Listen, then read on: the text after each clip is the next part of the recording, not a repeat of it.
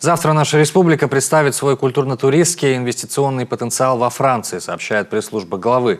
Делегацию от Коми возглавляет лично Сергей Гапликов. В Париже участники примут участие в мероприятиях международного культурного проекта «Русские сезоны».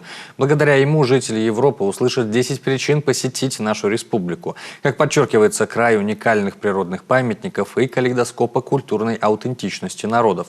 Визуализировать услышанное поможет виртуальный тур в Сыктывкар, Финно-Угорский этнопарк и Национальный парк Юг-2. А уже в рамках деловой части программы наш регион представит французам в том числе строительство целлюлозного комбината, а также возведение горно-металлургического комплекса по переработке титановых руд и кварцевых песков Пижемского месторождения.